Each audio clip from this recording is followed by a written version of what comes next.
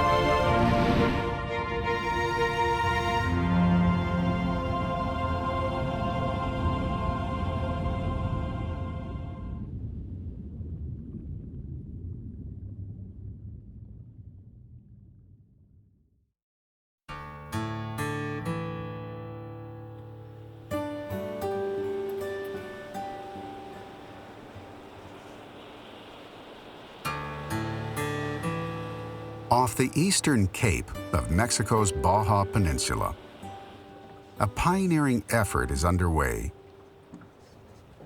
The first ever study of sharks in the Bay of Cabo Pulmo.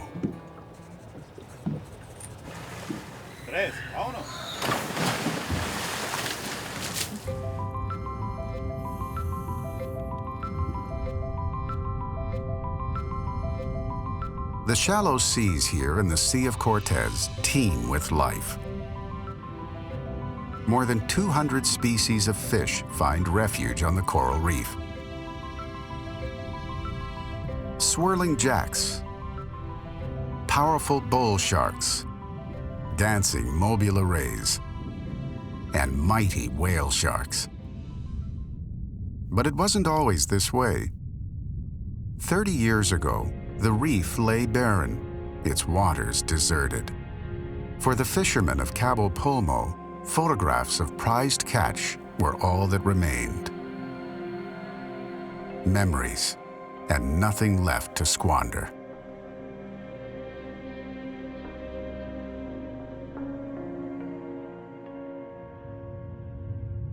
The remote village of Cabo Pulmo sits on the southern tip of the Baja Peninsula, 60 miles from the tourist hotbed of Los Cabos. It's perched on the shores of the Sea of Cortez, also known as the Gulf of California. Cabo Pulmo is hidden away, surrounded by undeveloped desert and the Sierra de la Giganta mountain range. It can only be accessed by a bone-rattling dirt road, winding through dusty plains that crawl with rattlesnakes.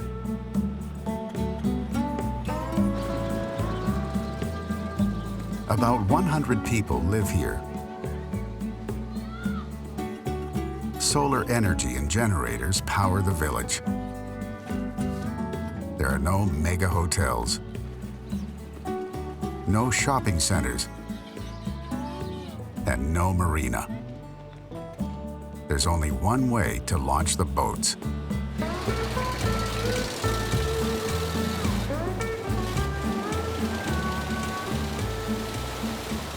The village's isolation has limited its prosperity. But Cabo Pulmo has always had one thing going for it: the reef.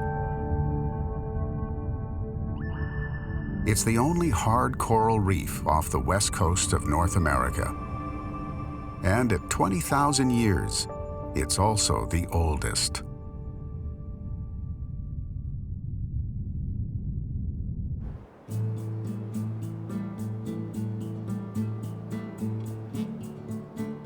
In the 60s and 70s, Cabo Polmo was a fishing village like many others.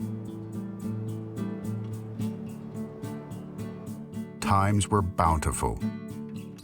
Local pescadores stretched their nets with tons of fish. My father used to tell us that when he was a child, he saw in Cabo Polmo so many sharks, like the little pieces of wood that the rivers brings to the ocean when it rains. And he said, I saw that amount of sharks in Cabo Polmo, but you will never see that again because we killed all of them. By the late 1980s, local fishermen began seeing fewer fish. Those that remained retreated farther out to the ocean.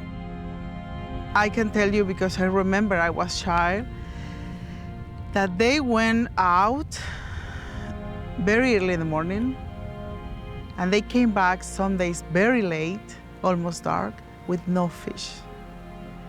Tired, thirsty, hungry, angry, because they couldn't find. So the fishing was declining more and more and more and more. Without any fish, there was no future.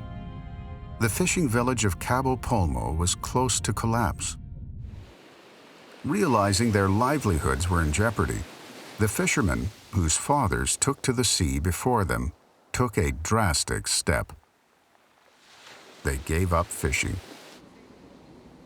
Judith's uncle, Juan Castro, led the campaign to try to save the bay. He and others dedicated themselves to conservation and tourism instead. After several years of effort, in 1995, Cabo Polmo was officially designated a national marine park. It's a no-take reserve, meaning fishing is banned within its boundaries. But the question remained, would the fish come back? The 2 or 3 years after that were the most horrible years because we didn't know what to do. They only knew how to fish and nothing else. So it was really hard. I remember those years. Oh my God, really, really hard years. And then we were thinking, maybe we make a mistake. The fishermen of Cabo Polmo had given up their livelihoods. But out on the reef, little had changed. In 1999, researchers conducted a study of fish in the marine park. Even after 4 years of protection, the numbers of fish had barely risen. 10 years later, they repeated the study. This time, the results were astounding. In just 1 decade, Cabo Polmo had increased the total fish biomass by more than 400%.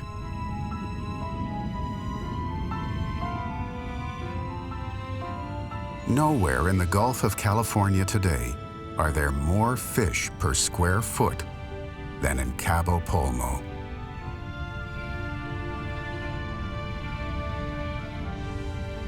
Schools of Mexican porkfish in their yellow stripes,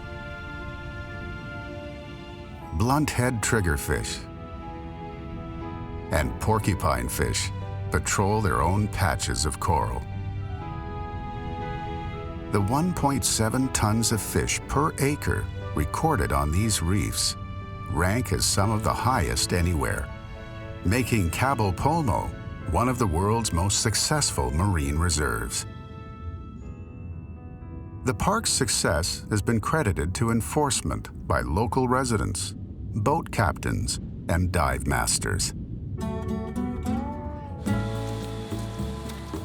Ricardo Castro runs a local dive shop. He has been diving in Cabo Polmo for more than 20 years and has logged more than 7,000 dives.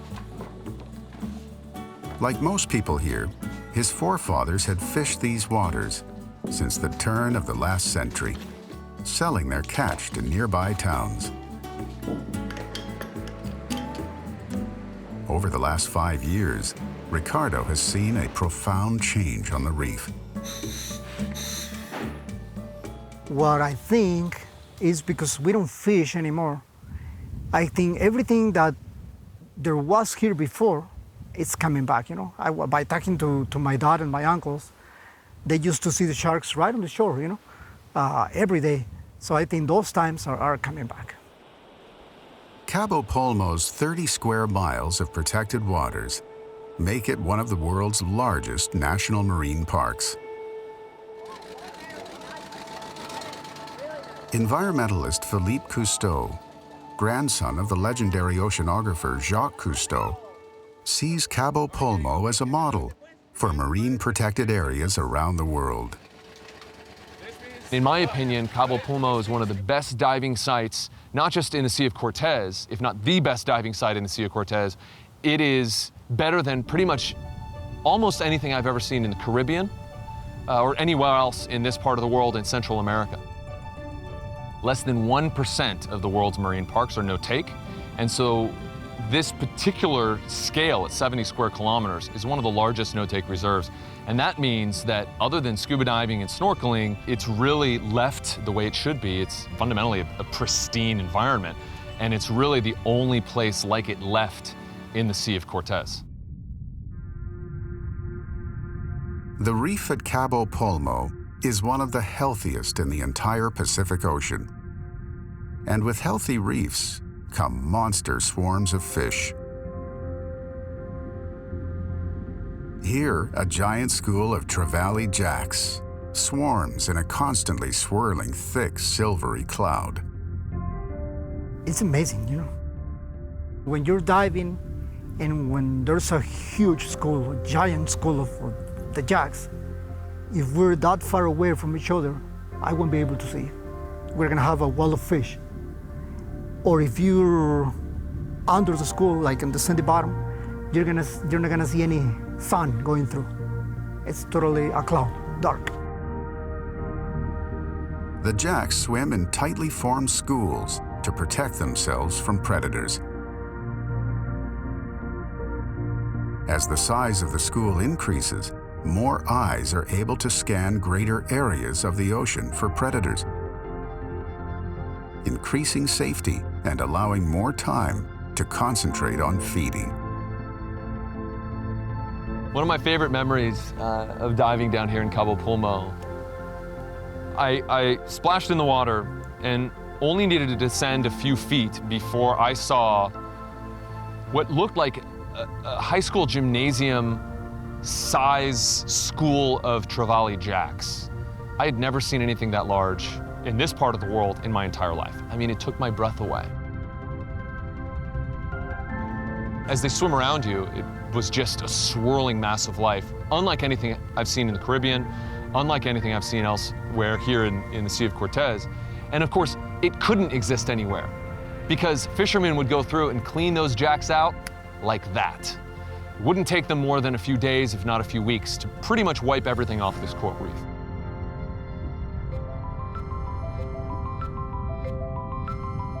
The explosion of life on the protected reef has been astounding.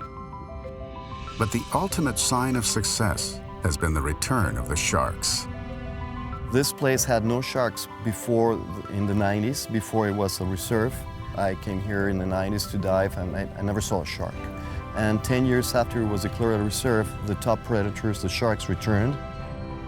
The presence of a healthy population of sharks is final proof that the effort to restore this national marine treasure to its former glory has worked. But to ensure the sharks remain in Cabo Polmo, there's work yet to be done. To determine the impact the marine reserve has had on the resident shark population, Marine biologist James Ketchum and his team are conducting an ongoing shark survey in Cabo Pulmo. What we're looking at is the abundance of sharks, how many sharks are here, and what is the diversity of sharks, what species are we finding here in Cabo Pulmo. We chose this place because of the sharks. In the 2000s, in 2005, the sharks started to return to Cabo Pulmo, and nobody was studying the sharks. So that's also one of the reasons we came here, to do the first ever study of the sharks here. We need to provide enough information to the Mexican government to manage it in the proper way.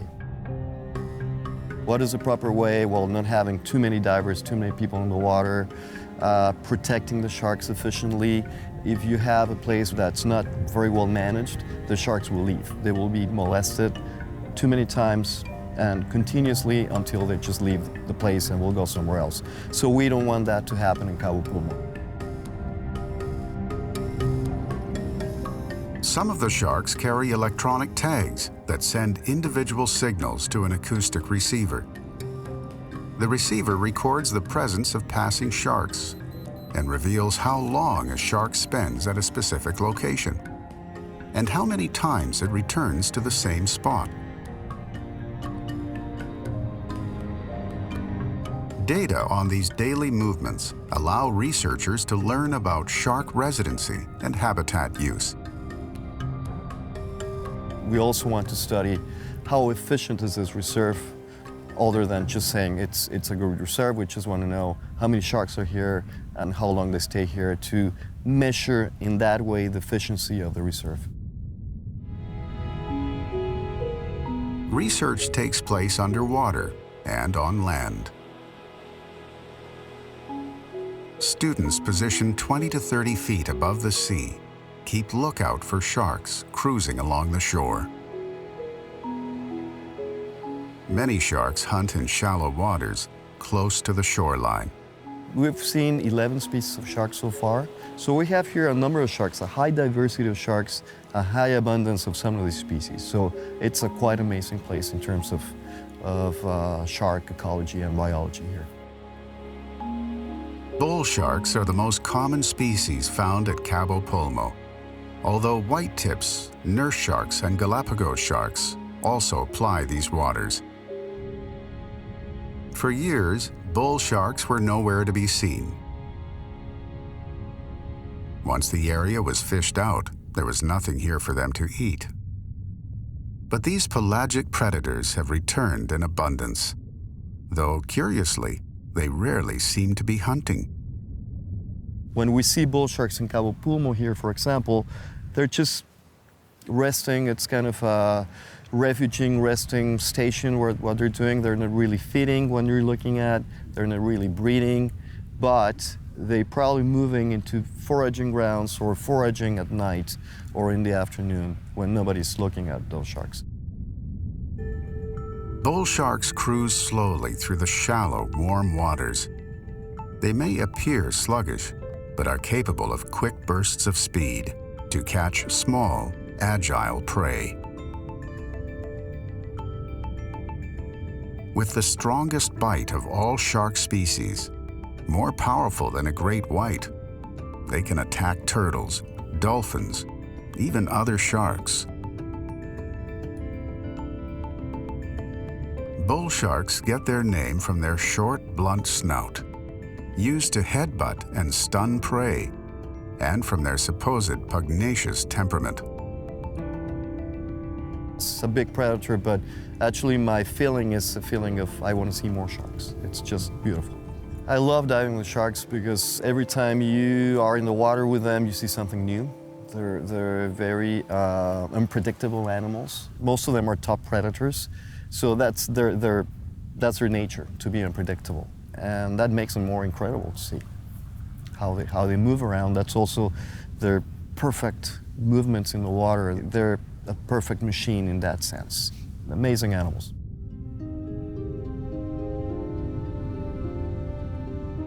I've never felt threatened by sharks in my entire life, particularly bull sharks. It's about respect. The dive guides down here in Cabo Pulmo are world class, and it is one of my favorite things to do in the world. I like to remind people that people are more likely to die from a coconut than be attacked by sharks. More people die from goldfish-related accidents in the United States every year than from shark attacks. So if you're afraid of sharks or being attacked by a shark, don't ever leave your house, because driving in your car, walking across the street, all those things are far more dangerous.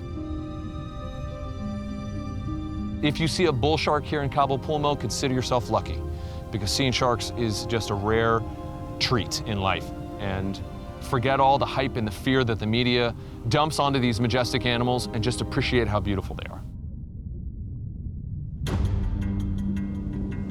Recently, white-tip reef sharks tagged by Ketchum in the Socorro Islands, more than 300 miles away, have turned up in Cabo Pulmo.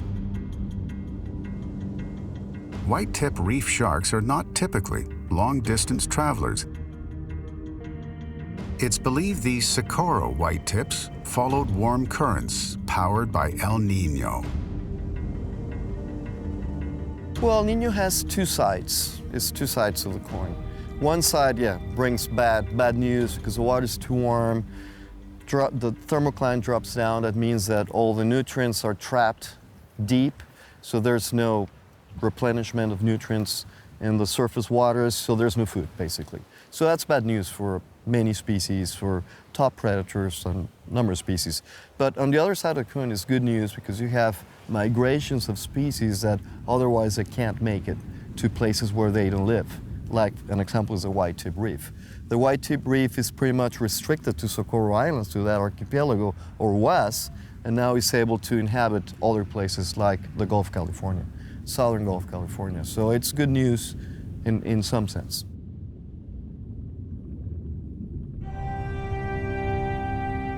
One species that is known for its migratory behavior is the whale shark.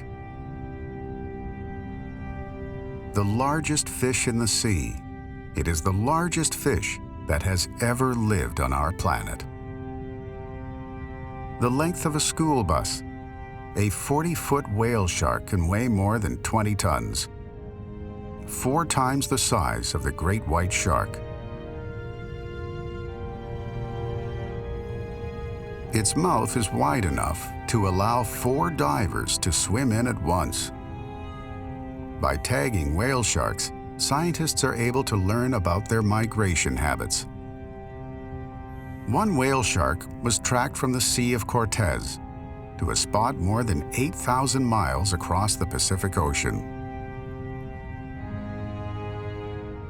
The largest fish in the world is also one of the most mysterious. Tagged whale sharks will disappear for weeks, descending more than a mile into the chilly depths of the oceans. Little is known about their mating and birthing habits, but studies here are shedding new light. The southern Sea of Cortez is thought to be a pupping area for whale sharks that migrate to breed. A few years back, we saw a large female just not too far from here. It's called Gorda Banks, that had her cloaca open. It just had popped, and her sides of the belly were fluffy. So we have very strong evidence that these sharks are popping here in the southern Sea of Cortez. Here, an adult and 2 juveniles feed near the surface. It's believed that whale sharks pup at great depths, then remain there for months. Deep water offers protection from predators, such as blue marlin and orcas, that prey on young whale sharks.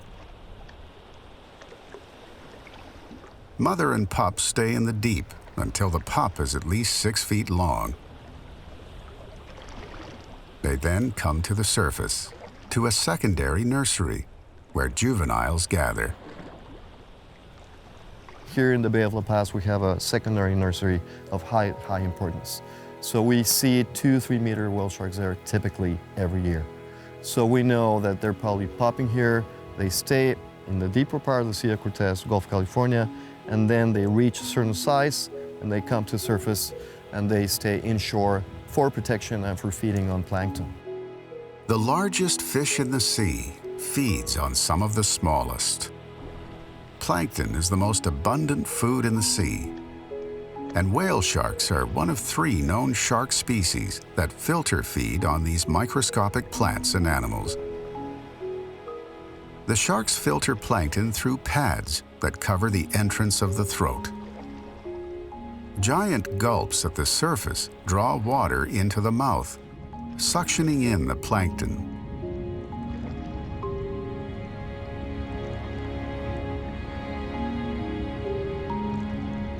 A single shark can filter more than 160,000 gallons of water per hour. That's enough water to fill an Olympic-sized swimming pool in just 4 hours. It's incredible. When you see a really large whale shark, over 10 meters in length, it's not only the length, it's also the girth. It's like a humongous submarine. So when we were studying the whale sharks in the Bay of La Paz, the first thing you have to do is look at the sex. What's the gender, what's the sex of the shark? For juveniles, it's easy. It's just drop down a little bit and you can look for the claspers. Male sharks have 2 organs that are called claspers. When you see a shark over 10 meters in length, you have to really dive down. You're diving down several meters down to go under the shark, look if it has claspers or not. So they're humongous animals. They'll come right towards you and just kind of swim right past you, and like they don't have a care in the world. And their mouth is 6 feet wide, this huge gaping black hole, and you think, oh my goodness, I'm gonna get sucked in. You don't. They know you're there. They don't want to get you in there because they can't eat you anyway, so it's not a good thing. So they're really gentle giants. But to see something the size of a small submarine coming towards you is certainly a humbling experience and might make you catch your breath for a moment, but is really one of those sights in the ocean, those experiences in the ocean that I've never forgotten, that no one forgets when they see it, and is just awe-inspiring.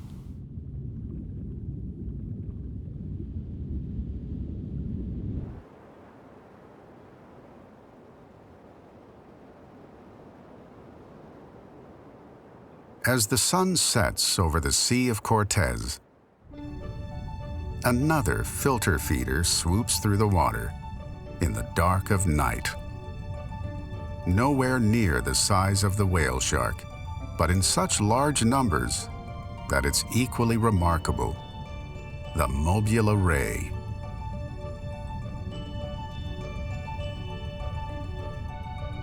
As each ray glides through the water, 2 blade-like fins channel water into the ray's wide-open mouth, where gills sift out microscopic plankton and krill. Powerful wing beats constantly propel the rays through the water, passing oxygen-rich water over the gills for respiration.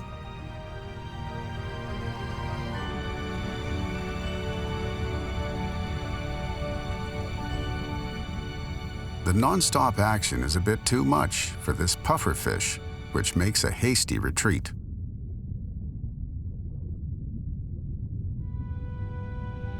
Mobula aggregations, particularly common at breeding times, can number in the hundreds.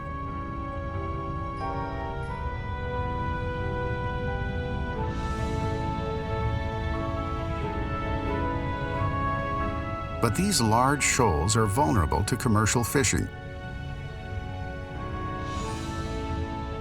Mobulas are highly valued in international trade, used for Chinese medicine, and as an ingredient of shark fin soup. A single haul of a fishing net through one of these shoals can draw in many rays, dramatically decreasing the population.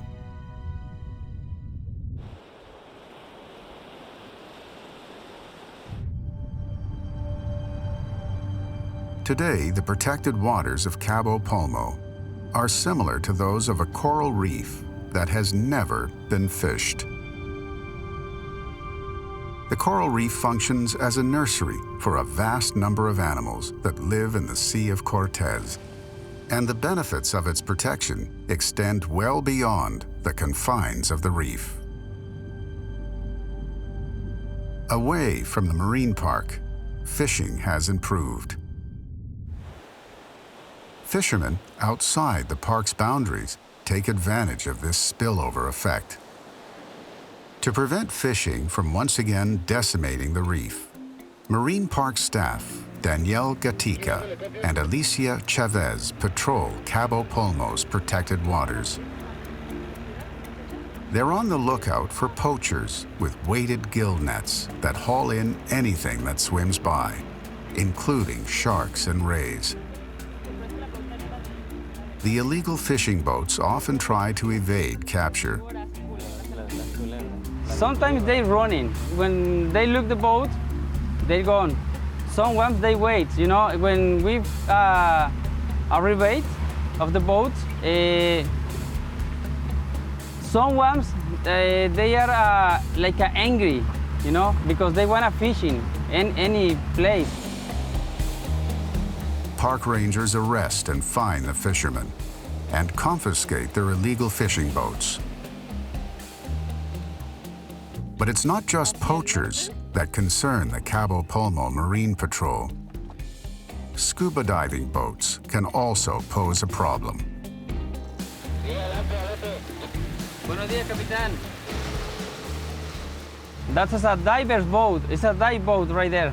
So we check in there now. Buenos días. Buenos días. Your bracelet. Park staff check that the dive boat has the proper park permits and that divers have purchased a park wristband. They tightly control the number of divers at Cabo Polmo and instruct divers never to touch the fragile corals on the reef. They get the permits, they get the bracelet, they get everything, so that boat is okay to dive. Hay otra panga, ¿ya viste? Allá por las tinaquitas. In the distance, the Marine Patrol spots what look like fishermen near the shore. They head closer to inspect. We're going and check what happened right there. Maybe we see some people swimming, maybe fishing or spur fishing, spear fishing, something like that. In this area, they cannot fish, you know, so we want what happened right there. Torre para móvula, ¿me copias? Y Torre le copio. James workers. James They're students. looking the sharks on this area. The fishermen turn out to be shark researchers, working with marine biologist James Ketchum. It's researchers counting the sharks. That's their job here in Cabo Polmo.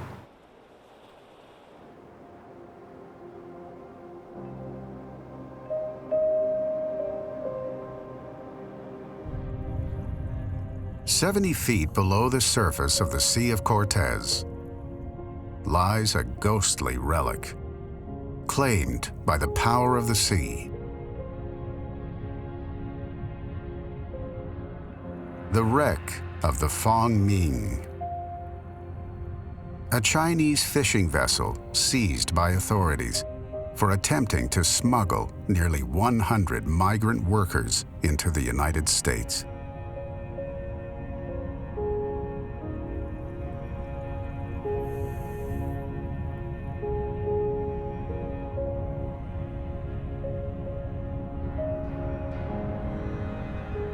In 1999, the confiscated 180-foot-long vessel was intentionally sunk to create an artificial reef, the first of its kind in Latin America. Today, the Fong Ming is a haven for marine life. Reef cornet fish, a green moray eel,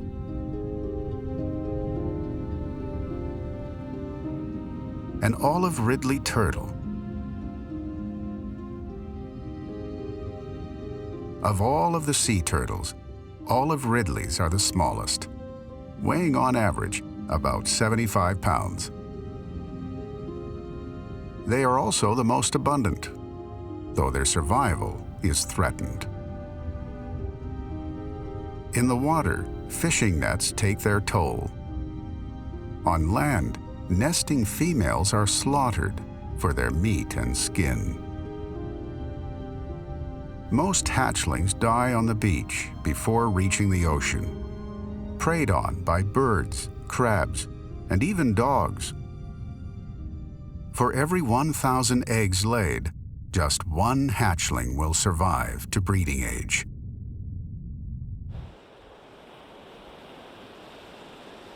On the beaches lining the Sea of Cortez, there are a small number of nesting sites. A disturbance to even one nest beach can have a dramatic effect on the turtle population. At Cabo Polmo, Danielle and Alicia work to ensure that sea turtles have a safe place to nest, hatch, and eventually make their way to the sea.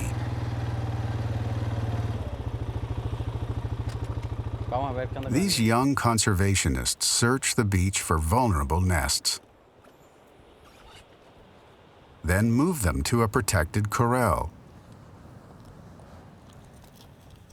They bury the eggs for 6 weeks under heavy sand nearly 2 feet deep.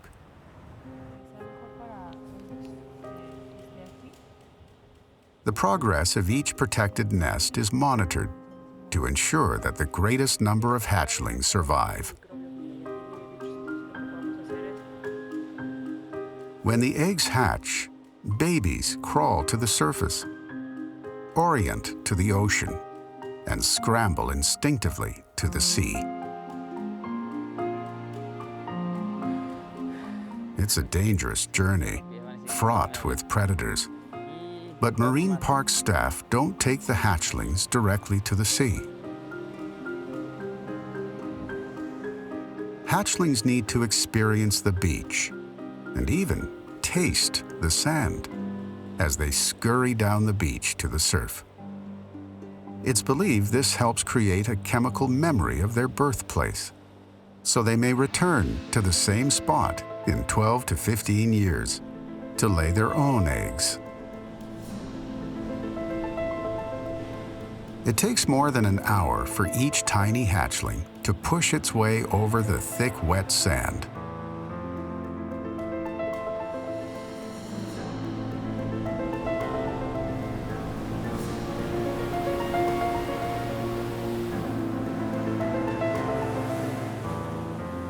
The water doesn't always offer the sanctuary it seeks.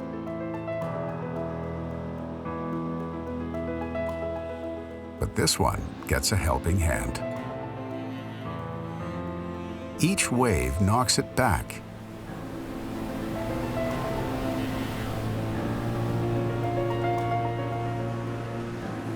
But the turtle is determined, and after about a dozen unsuccessful attempts, a wave carries it out to sea on the start of an epic journey.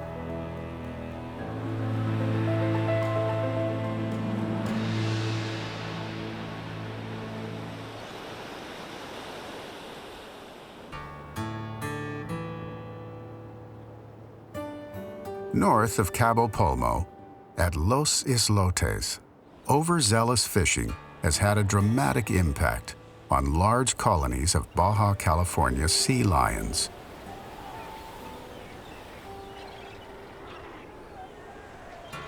Diminished local fish stocks have driven these sea lions into deeper waters to hunt for fish beyond the reach of commercial fishermen.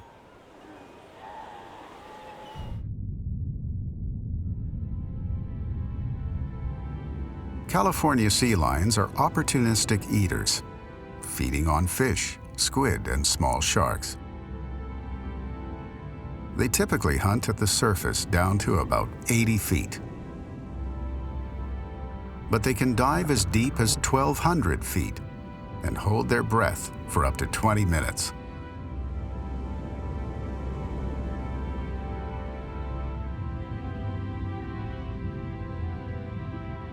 An amazing feat enabled by a physiology that's evolved over millions of years. When starting a dive, sea lions slow their heart rate, stop their breathing, and divert blood flow from the extremities to the brain, heart, and muscles.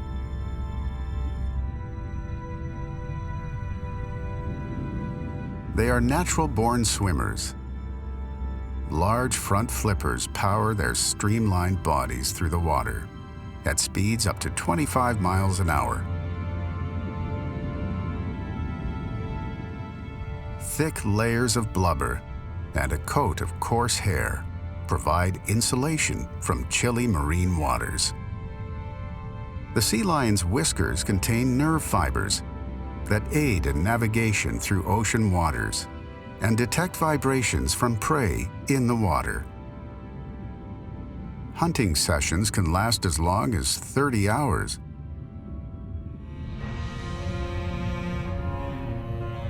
This young female has hit upon a school of jacks. The school is designed to confuse predators, but she displays a remarkable hunting technique.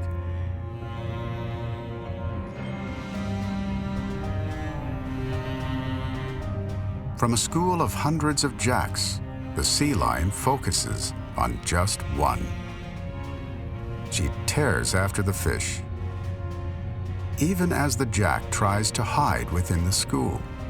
The sea lion continues her relentless pursuit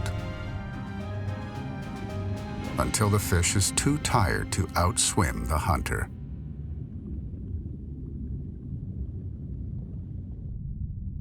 In the water, sea lions are flexible and agile. On land, powerful front flippers and a rotating hip bone allow them to drag their burly bodies over the rocks. They gather in protected areas near the shore and spend hours lolling in the sun.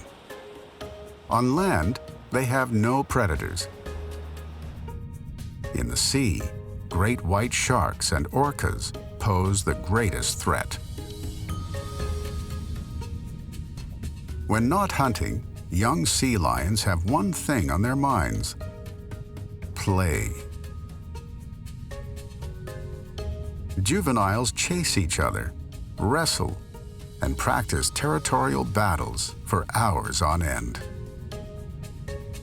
Despite a diminished food supply, due in part to overfishing, the sea lion population at Los Islotes has increased by 20% since 1991. These curious animals have learned to adapt and thrive.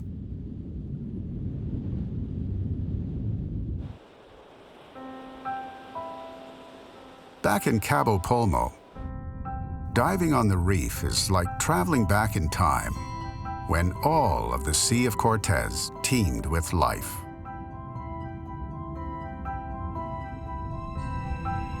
Today, the waters of Cabo Polmo contain sights rarely seen around the world. It's no secret that the oceans are suffering. When you talk about not just overfishing, but you add ocean acidification, climate change, all these different issues, the oceans, the life support system of this planet, are getting hammered. However, there are some things that we can do on a local level to help protect the oceans and to make them as resilient as possible in the face of some of these larger global problems. And one of the best things that we can do to protect our oceans is to create marine reserves. In particular, no-take marine reserves like here at Cabo Polmo. They've been proven to work. It's essentially saying that, we can provide areas in the ocean where human beings aren't pulling stuff out and dumping stuff in and give it a break.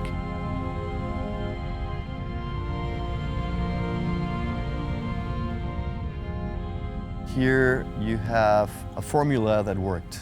You have a beautiful location, you have a beautiful habitat of many different species, but if you don't protect that, that will be gone because we will get fished out. So what happens at Cabo Polmo, you have also a community of local people have been here for decades, for almost 100 years. So they learned to protect this place. So was like an experiment, and it worked. And we're hoping to have other Cabo Pulmos in other parts of the Gulf of California. Because if you repeat this formula, we know it's going to work.